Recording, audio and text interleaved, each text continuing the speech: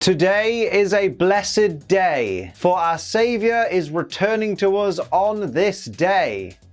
I am not aware of how many days it hath been, as I hath not been keeping counteth. Someone in thine comments will probably let me know. Regardless, Brock's back today, and that's all that bloody matters.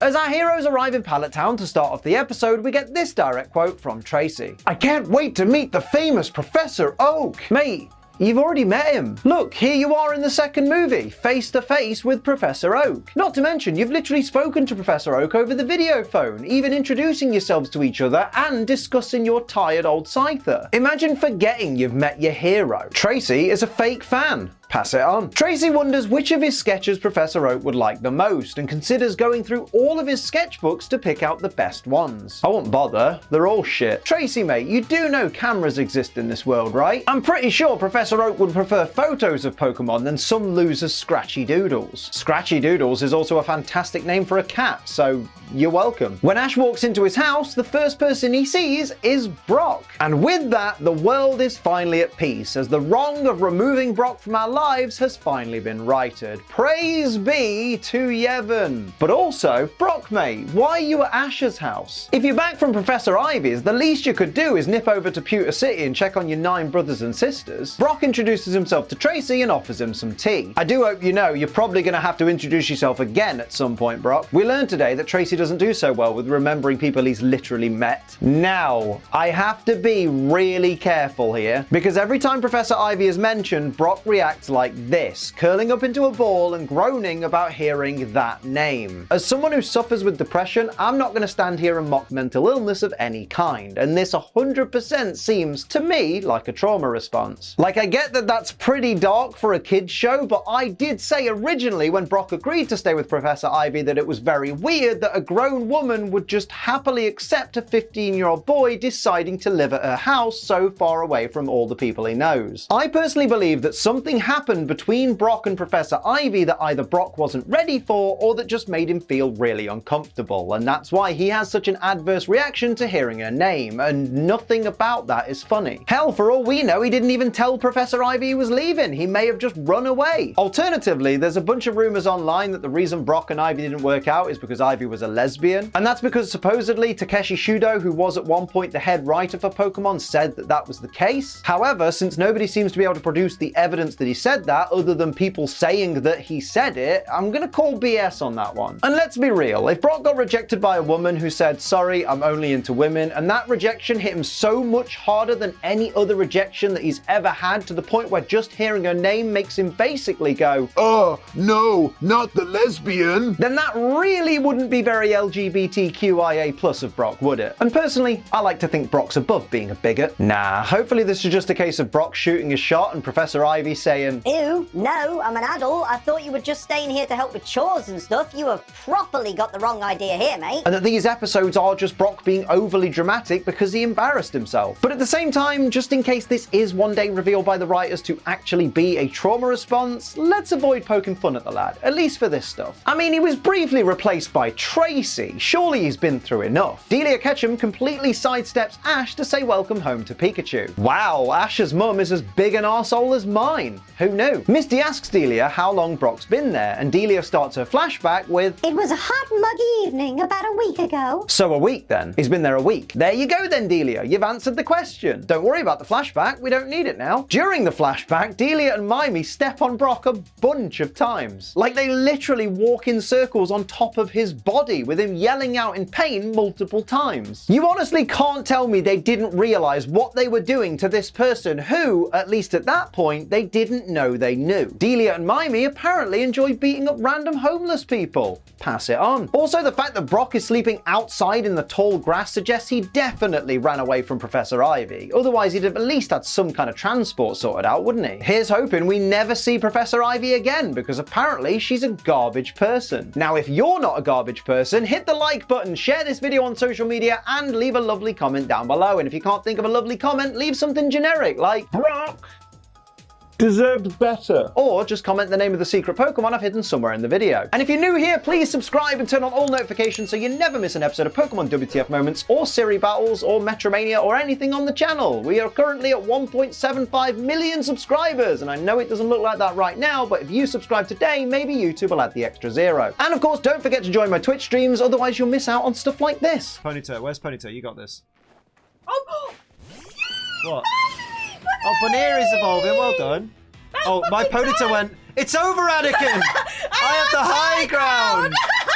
Go on, Ponyta. Delia says that since Brock didn't want to talk about Professor Ivy, she eventually stopped asking, and then goes on to talk about how great Brock is to have around the house. Now that's cool and all, Delia, and I'm sure Brock is a big help, but since you found him and brought him home, have you not thought to maybe call his dad? Like, I doubt Flint's heard from Brock in a long time, and if he calls Professor Ivy, he's not gonna be there. So do you not think it'd be a good idea to give him a call and let him know how his son's doing? Brock fights with Mimey over who gets to sweep the floor. Ugh, nothing worse than a kiss arse, is there? Anyway, Mimey, aren't you supposed to be psychic type? Just brainwash Brock into thinking chores suck, because, you know, they do. Misty tries to explain to Ash that Brock liked Ivy, but Ash doesn't get it. So of course, Misty tells him he's just like Gary Gary, to which Ash reacts the same way Brock does to Professor Ivy's name. Wait, if they're trying to go with the whole Brock got rejected by Ivy story, then does that mean that Ash asked out Gary Gary and got rejected? Didn't have that on my 1999 bingo card. Oh yeah, friendly reminder for anyone out there that actively wants what I just joked about to be reality. Ash and Gary Gary are both 10 years old. Sort your fucking life out. Whilst Ash and his mum are talking about what's for dinner, bearing in mind Ash and his mum haven't seen each other in several weeks, Tracy keeps pestering and interrupting to the point he has a full-on screaming tantrum demanding Ash listen to him. Mate, how ignorant can you get? A mother and a son are reunited and all you care about is what you want to do? Like, I get that you're eager to re-meet Professor Oak, but he lives down the road, lad. He's not going anywhere. It's not like you're going to be busy tomorrow or anything either. Like, Ash doesn't have any league badges to collect or anything like that. Basically, Tracy has forgotten one simple rule that would make him just that little bit more bearable. Don't be a dickhead, dickhead. Ash shows his mum the Orange League trophy and says he wants her to have it. Man, even Ash realizes the trophy's worthless and doesn't want to keep it. Delia says if she works out using that trophy, she won't need another dumbbell. Man, even Delia realizes the trophy's worthless and doesn't want to look after it. Tracy asks Brock if he was excited when he first met the professor, and Brock reacts as if he meant Professor Ivy. Listen, Brock,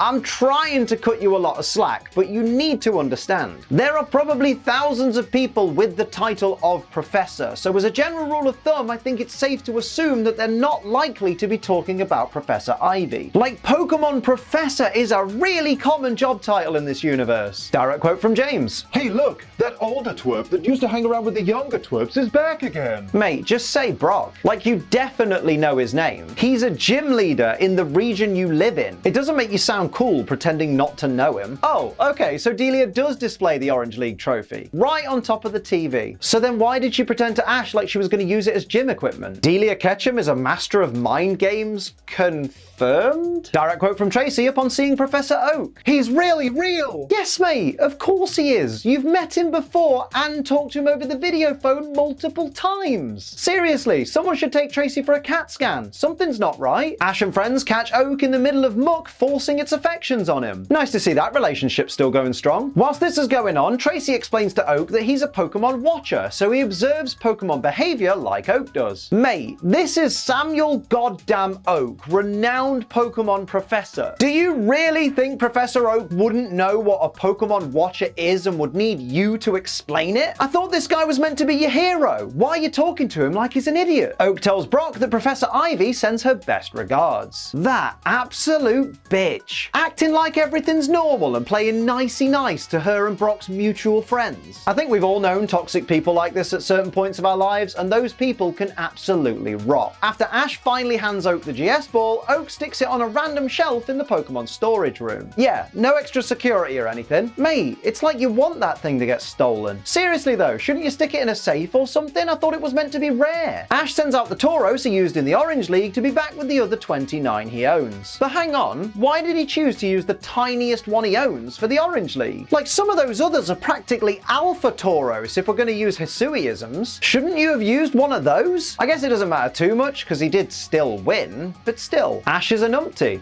pass it on. Just after that, Ash sees his Kingler and asks how it is, and it simply walks off and jumps into a pond. I like to think when it shouts back at Ash, it's basically calling him a prick for not using it in the Orange League. What, you honestly think Squirtle was the better option? Squirtle doesn't even get Crab Hammer, mate. After Tracy hands over his sketches for Professor Oak to look over, Brock and Oak whisper back and forth about Oak's thoughts on them. Although all we really hear Oak say is that he hasn't reviewed all of Tracy's work yet. So that either means Oak likes what he's seen, but is worried that these sketches might have been cherry-picked and all the rest of his work might be crap. Or, as I'd like to think, Oak thinks the sketches Tracy has shown him are absolute garbage and hasn't quite figured out how best to let Tracy down. Suddenly, Team Rocket cover the entire building as what can only be described as a giant condom. And yet somehow it still doesn't look big enough for me. What a shame. Well, actually, Liam, I think you'll find if your willy was that big, Sophie would be quite uncomfortable.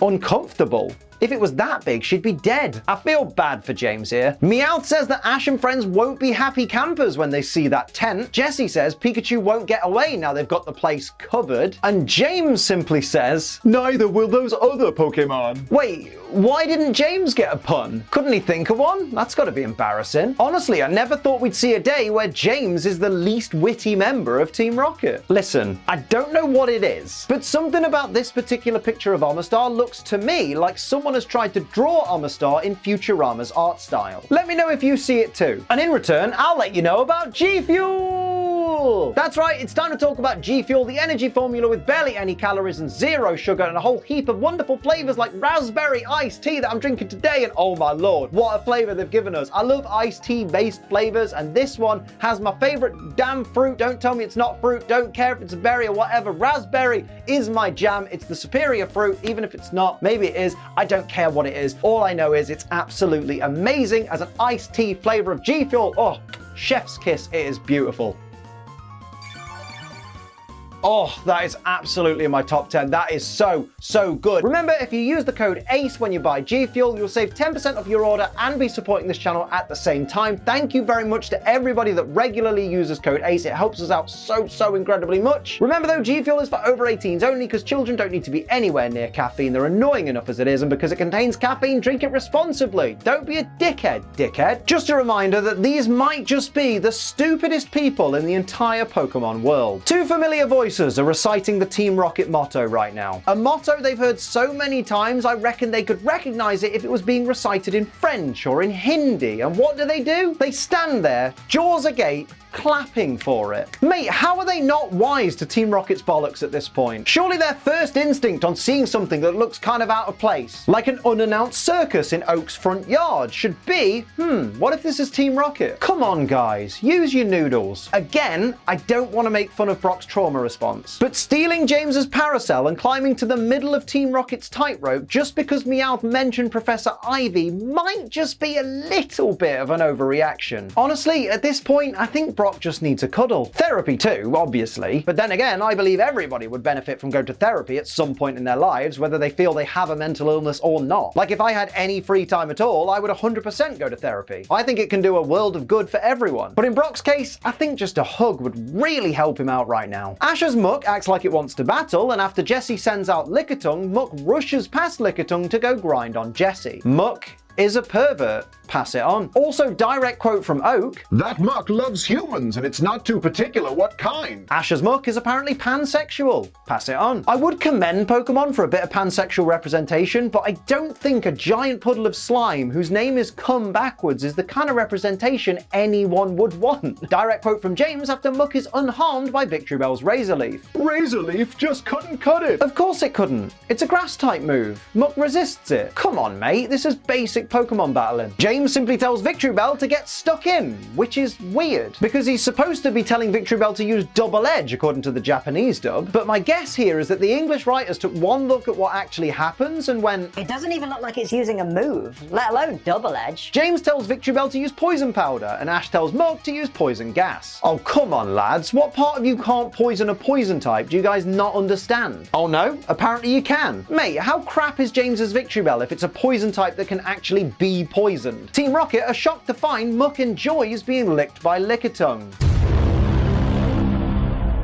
After Oak comments that Muck's got them licked, Tracy gushes at Oak and says, "You're a great trainer too, Professor Oak." Tracy, mate, Muck is Ash's Pokemon. It's Ash that is Muck's trainer. Honestly, you need to wipe the jizz out your eyes and pay attention, lad. After Muck gets put to sleep by Victreebel's sleep powder, Misty tells Ash to switch to another Pokemon, and Ash says, Bulbasaur, Squirtle, I choose you. yeah, that probably would have been more effective if you were, you know, actually holding Poké Balls. It's no wonder they didn't come out. Team Rocket then throw rings at Ash and friends that tighten around each of them, but then they glow like they're evolving and transform into tied ropes. Why though? Like, what benefit do these things have by changing from complete rings to ropes tied with knots? Aside from now being able to be untied, which only really benefits Ash and friends. Also, I don't get why anyone other than Misty is trapped here. Ash, Oak, Brock, and Tracy are all tied halfway up their upper arms, so their forearms can move freely. So I'm not sure why they're all convinced that they have to keep their forearms tucked behind their backs. Ash may just throw a Pokeball. Meowth mentions Professor Ivy again, and Brock goes back up on the tightrope with James's parasol to dwell on it. Mate, again, I know this is a really tough time for you right now, but I have noticed something really important here. You're not tied up anymore. Get back down and help your friends, lad. After something splits open Team Rocket's condom tent, it flies off into the distance, taking Jigglypuff with it. Man, Jigglypuff got done dirty in this episode. What was the point of including it if it didn't even get to sing? It might as well have stayed in the Orange Islands. Hashtag justice for Jigglypuff. As Team Rocket's balloon hits the ground for no reason, I'm guessing somehow the tent was the thing holding the hot air balloon up, even though it's a hot air balloon and therefore can fly. Anyway, as it hits the ground, all the Pokeballs they sucked up with their giant vacuum start spewing out in all directions. I don't think that's how vertically crashing works though. I think what we're supposed to be inferring here is that the bag that all the Pokeballs were collected in was squeezed by the impact of the crash and all the Pokeballs were firing back out of the hose? Come on, Pokemon, a little visual cue would have really helped us here. Amazingly, none of the Pokeballs hit anyone. Oh, that's a shame. I'd have loved to have seen Tracy's face get clobbered by one. Okay, I know we're about to find out who this mystery person with the Nidoqueen is, but I tell you something we never find out. Why does he turn up wrapped up in a blanket? Is that normally how you turn up to your granddad's house? Mate, just buy a bloody jacket, you cheap bastard. Oh wow, it's Gary! What a surprise! Just kidding, who else was it gonna be? Ash's dad? What? Too soon? No, Meowth. Bad touch. Apparently, Meowth doesn't know the concept of consent. Meowth is a sex criminal. Pass it on. Oh god, it gets worse. Somehow, it gets bloody worse. Meowth claims to be using his scratch attack, but focuses his scratch attack on Nidoqueen's left tip. Mate, we all know exactly what you're doing, and you need to stop. Gary tells his Nidoqueen to use strength attack. Mate, who even uses strength of all moves? Why not have Nidoqueen